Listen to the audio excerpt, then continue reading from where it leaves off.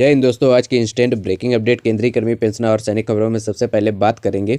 कल रक्षा बजट में 15% की बढ़ोतरी की गई है। 28 लाख एक्स सर्विसमैन को 1.27% की बढ़ोतरी की जाएगी। इस पर बड़ी अपडेट है, इस पर बात करेंगे। बजट में 8वें वेतन आयोग पर कोई ऐलान नहीं हुआ है, लेकिन मीटिंग हुई है कल और मीटिंग में बड़ा ऐलान हुआ है। इस पर बात करेंगे। वित्त मंत्रालय और मनजीत सिंह पटेल के साथ जो मीटिंग हुई है उसके लिए एक MOU जारी किया गया है, मेमोरेंडम जारी किया गया है। उस पर बड़ी अपडेट है। DA 60% कन्फर्म हो चुका है। 7 CPC का अब 8वें वेतन आयोग के तहत जो भी DA बढ़ेगा वो 8वें वेतन आयोग के तहत बढ़ेगा। 60% DA होने से 8वें वेतन आयोग में क्या बढ़ोतरी होगी, इस पर बड़ी अपडेट है। पूर्व सैनिकों को डिसेबिलिटी पेंशन 50%, हाई कोर्ट का एक फैसला आया है। इस पर बड़ी अपडेट है। DGR ने लॉन्च की है नई स्कीम JCO OR नौकरी की टेंशन खत्म। इस पर बड़ी अपडेट है, इस पर बात करेंगे। तो सबसे पहले पहली खबर बजट को लेकर है। बजट कल पेश किया गया था वित्त मंत्री सीतारमण द्वारा और उसमें पूर्व सैनिकों और रक्षा पेंशनर्स के लिए ऐलान किया गया था। 15% की बढ़ोतरी की गई थी। तो सबसे पहले मैं बता दूं, बजट में 8वें वेतन आयोग को लेकर जो ऐलान की उम्मीद थी वो 8वें वेतन आयोग में बजट का ऐलान किया जाएगा। जो बजट है उसमें 8वें वेतन आयोग का बजट घोषित किया जाएगा, लेकिन ऐसा नहीं हुआ है। बजट में 8वें वेतन आयोग का नाम तक नहीं लिया गया है। इसके बाद सेंट्रल गवर्नमेंट एम्प्लॉयज हैं, पेंशनर्स हैं, उन्होंने ऐलान कर दिया है कि 1 डे नेशनल वाइड स्ट्राइक का, और ये स्ट्राइक जो होगी 12 फरवरी 2026 को होगी। उसी के बीच जब बजट अनाउंस हो रहा था, बजट का भाषण दे रहे वित्त मंत्री, तो वित्त मंत्री विभाग के साथ एक मीटिंग जो हुई, जो एम्प्लॉयज हैं सेंट्रल गवर्नमेंट एम्प्लॉयज, उनके साथ मीटिंग भी आयोजित की गई थी।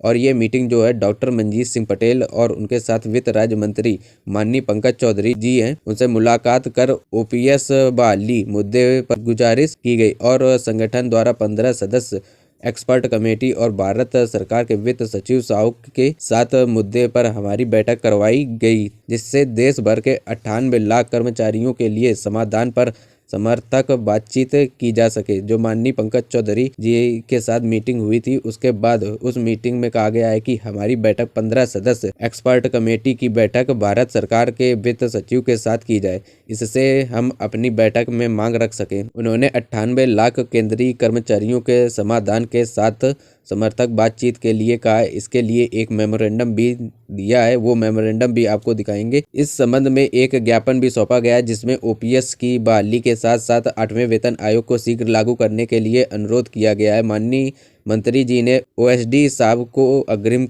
कार्रवाई के लिए पत्र प्रेषित करने का आदेश भी दिया है। संभव है कि बजट पेंशन के बाद जल्द ही मीटिंग एक और आयोजित की जाएगी, जिसमें यह बात सामने आ सकती है कि 8वें वेतन आयोग में 200 दिन में उन्होंने मांग की है, वो 200 दिन 8वें वेतन आयोग को लागू किया जाए, क्योंकि 200 दिन बहुत होता है। डिजिटल जमाना है, डिजिटल जमाने में 18 महीने का समय लेना एक बहुत बड़ा टाइम हो जाएगा और डिजिटल जमाने के संदर्भ में 200 दिन का समय की मांग की गई है कि 200 दिन में 8वें वेतन आयोग को लागू किया जाए। इसको लेकर एक मेमोरेंडम दिया गया है। ऑल इंडिया एम्प्लॉयज फेडरेशन ने वित्त सचिव पर सीतारमण को पत्र लिखकर 8वें वेतन आयोग का काम तुरंत करने के लिए 200 दिन में रिपोर्ट सौंपने की मांग की है। इसको लेकर फेडरेशन ने लेटर लिखा है। All India NPS employees federation ने इसमें कहा है कि ओल्ड पेंशन स्कीम को लागू किया जाए, NOS और UPS को खत्म किया जाए, साथ में 8वें वेतन आयोग को 200 दिन में उसकी पूरी क्रिया जो है वो काम खत्म किया जाए और 200 दिन में रिपोर्ट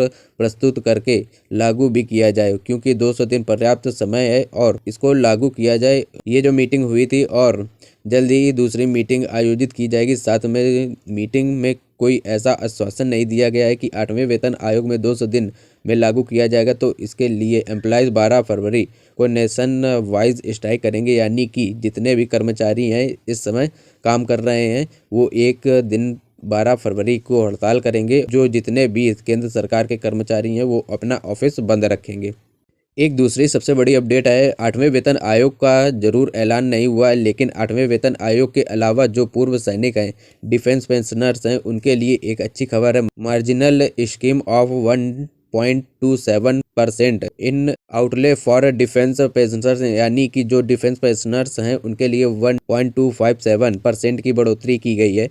पेंशनर्स में जो डिफेंस पेंशन बजट है उसमें बढ़ोतरी की गई। इसमें कहा गया है कि डिफेंस बजट है उसमें 1.27 की बढ़ोतरी 26/2027 के लिए फाइनेंशियल ईयर के लिए किया गया है। जो फाइनेंस मिनिस्टर सीतारमण ने इसके लिए प्रपोजल दिया है कि जो अलॉटमेंट किया गया है वो 1,17,338 करोड़ रुपए पेंशन की अदर रिटायरमेंट बेनिफिट के लिए जो सेना, आर्मी, एयरफोर्स, नेवी है उनको दिया गया है, यानी कि 15% की बढ़ोतरी की गई। 28 लाख रजिस्टर जो एक्स सर्विसमैन है उनको इसका फ़ायदा मिलेगा। बता दें army, air force, navy ex serviceman है उनको ये फ़ायदा मिलेगा। बजट में जो बढ़ोतरी हुई है टोटल 15% की बढ़ोतरी हुई है, लेकिन जो पेंशन बजट है उसमें 1.27% की बढ़ोतरी की गई है। 15% जो अतिरिक्त बजट दिया जाएगा उसमें रक्षा की मजबूती करने के लिए खरीद की रक्षा बलों की पेंशन में खर्च किए जाएंगे।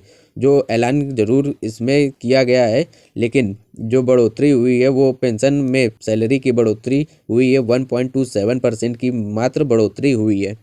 एक दूसरी बड़ी खबर है डीए-डीआर को लेकर। 7वें वेतन आयोग के तहत जो डीए-डीआर होगा वो कितना हो जाएगा। अब जो डीए-डीआर बढ़ेगा वो 8वें वेतन आयोग के तहत माना जाएगा। भले ही वो अभी 7वें वेतन आयोग में जोड़ा जाए, लेकिन जब 8वां वेतन आयोग लागू होगा तो डीए-डीआर बढ़ेगा, जो वो 8वें वेतन आयोग के हिसाब से ही माना जाएगा। यह 30/1/2026 को प्रेस नोट में जारी किया गया था, जिसमें कहा गया था कंज्यूमर प्राइस इंडेक्स जो है दिसंबर महीने के भी जारी कर दिए गए हैं। जो कंज्यूमर प्राइस इंडेक्स है उसमें बढ़ोतरी हुई है। अब इसमें जो हिसाब है वो कंज्यूमर प्राइसेस इंडेक्स बढ़ रहा है, उसके हिसाब से जो डीए है 60.34%, यानी कि 60% 2% डीए की बढ़ोतरी डीए-डीआर की कर दी गई है। हालांकि अभी इसकी घोषणा नहीं की गई है।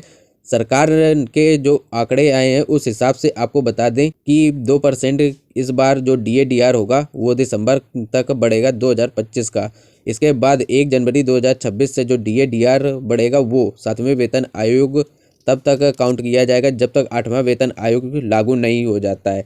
जैसे ही 8वें वेतन आयोग लागू होगा तो इसे फिर से 8वें वेतन आयोग के तहत ही दिया जाएगा। तो 7वें वेतन आयोग के तहत जो डीए-डीआर है वो 60% हो चुका है। इसके हिसाब से अगर देखें तो 1.6% का फिटमेंट फैक्टर बेसिक डीए-डीआर के हिसाब से बन रहा है। इसके बाद जो ऊपर 8वें वेतन आयोग में कितनी बढ़ोतरी करेगी, जो पैनल गठित हुआ है उसमें जो कर्मचारी की बात होगी उसमें कितनी बढ़ोतरी होगी वो आगे जो देखा जाएगा। आगे जो बढ़ोतरी होगी उसका अपडेट आपको दे दिया जाएगा। एक कोर्ट का फैसला आया है और ये पूर्व सैनिकों के लिए अच्छी खबर है। पेंशन्स में देरी को लेकर विकलांग पूर्व सैनिक की याचिका पर सुप्रीम कोर्ट ने केंद्र सरकार को नोटिस भेजा है। बता दें सुप्रीम कोर्ट ने 2 विकलांग पूर्व सैनिकों द्वारा दायर याचिका को केंद्र सरकार और सैन्य शक्तियों को नोटिस जारी किया है। याचिका में विकलांग पेंशन संबंधी बाध्यकारी आदेशों के वर्षों के अनुपालन न होने पर आरोप लगाया है कि इन पूर्व सैनिक ने न्याय निर्णय के बाद भी इन्हें पूरी पेंशन नहीं दी गई है, क्योंकि वो डिसेबिलिटी थी, वो हाई बीपी के कारण थी। ऐसा केस अब आ रहा है सामने। हाई बीपी के कारण या ब्लड प्रेशर के कारण या शुगर के कारण डिसेबिलिटी हुआ है, उन्हें पेंशन नहीं दी जा रही है। अब ये जो केस सुप्रीम कोर्ट में कई बार गए हैं, हाई कोर्ट में गए हैं और वहाँ से फैसला आता है, लेकिन सरकार तब तक आदेश लागू नहीं करती है। इस याचिका में एक व्यापक संस्थागत संकट का उजागर किया गया है। पंजाब और हरियाणा उच्च न्यायालय से संबंधित हाई कार्रवाई के दौरान रक्षाकर्मी जो अधिकारी हैं उन्हें कथित तौर पर खुलासा किया गया है कि सशस्त्र न्यायकरण जो एफटी के आदेश को संबंधित 3200 से अधिक फांसी के मामले लंबित है। याचिकाकर्ताओं को तर्क दिया गया है कि न्यायाधिकरण ने फैसला सुनाया है वो 66 वर्षीय 2 पूर्व सैनिक हैं और उनको विकलांगता पेंशन हुई थी, हाई बीपी के कारण हुई थी और सरकार ने कोर्ट के फैसले के बाद उसे लागू नहीं किया। अब केंद्र सरकार ने जो है सरकार को इससे संबंधित जो अधिकारी है उन्हें नोटिस भेजा है। क्या ये ऐसा फैसला आपने लागू क्यों नहीं किया है, तो इसको लेकर एक नोटिस जारी किया गया है। डीजीआर की तरफ से संबंधित एक बड़ी अपडेट आई है। पूर्व सैनिकों की नौकरी से बड़ा संकट जो होता है वो अब खत्म हो जाएगा, क्योंकि नई सर्विस लॉन्च की गई है। डीजीआर ने बता दी कि पुनर्वास महानिदेशालय की तरफ से new service launch for digital DGR ex service